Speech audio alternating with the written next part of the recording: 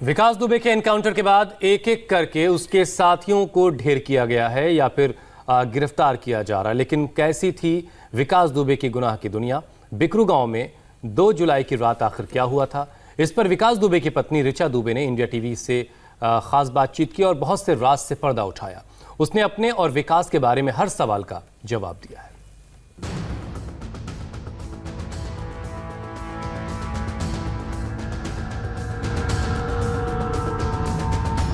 Gangster विकास दुबे के encounter के बाद उसकी पत्नी ऋचा दुबे जब इंडिया टीवी के कैमरे पर आई तो एक के बाद एक कई बड़े राज से पर्दा उठता चला गया।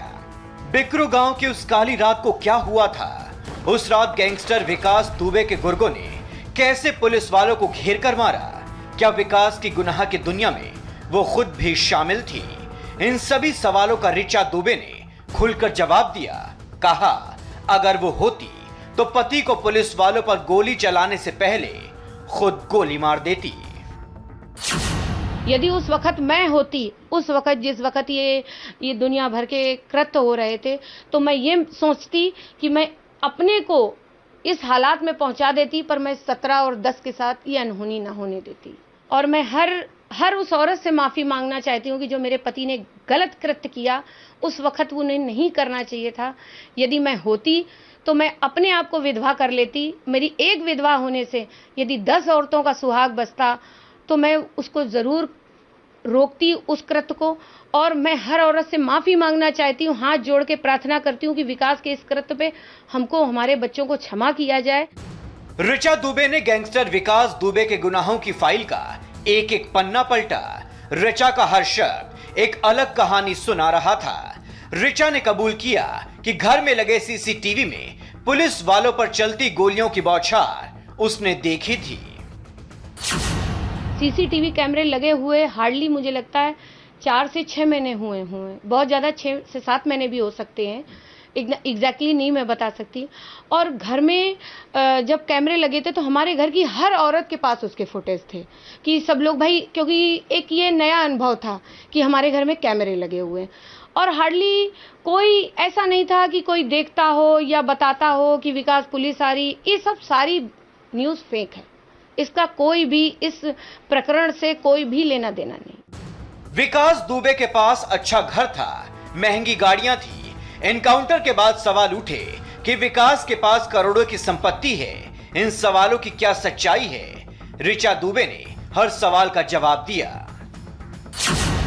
जिसके पास करोड़ों की प्रॉपर्टी होगी, उसकी बीवी 1600 स्क्वायर फीट के मकान में लखनऊ के शहर में रहेगी। यदि मैं फिर तो मैं टाटा बिरला ही, मुझे समझिए आप। यदि 500 करोड़ है मेरे पास तो मैं इंडिया में तो ना रहती। ये बिल्कुल झूठ है। हाँ, एक बात मैं ये जरूर कहना चाहूंगी कि एक विकास बहुत अच्छे पिता थे। वो अपने बच्चों के लिए अच्छा सोचते थे और अच्छा बनाना भी चाहते थे, पर वो उस दुनिया से निकलना भी नहीं बाहर चाहते थे। कैमरे पर ऋचा दुबे खुलकर बोल रही थी। ऋचा को इस बात का दुख है कि किसी ने विकास को क्यों नहीं रोका। देखिए, जिसके मरे हैं, जिसके खत्म हुए हैं, ये तो एक दुख है, एक भयावह दुख है। उसके लिए मैं कोई एक्सप्लेन नहीं कर सकती हूँ। बस मुझे इस बात का दुख है कि कोई उस गांव में एक ऐसा बंदा नहीं था जो विकास के इस गलत कृत्य पे उंगली उठा सकता। बस इस बात का मुझे बहुत बड़ा अफसोस है। और मैं हर उस औरत से माफी मांगना चाहती हूँ कि जो मेरे पति ने गलत कृत्य किया।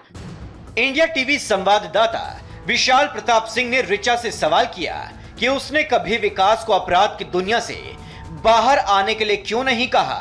इस पर ऋचा ने पूरी कहानी ऑन कैमरा सुनाई।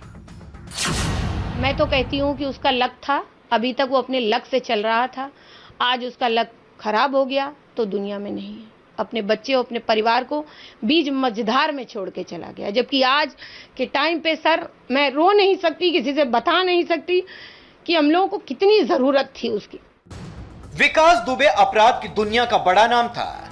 गुनाह की इस दुनिया में ऋचा दुबे की जिंदगी हर रोज दम तोड़ रही थी। इसके बावजूद ऋचा विकास दुबे के साथ रही। आखिर क्या मजबूरी थी? सुनिए।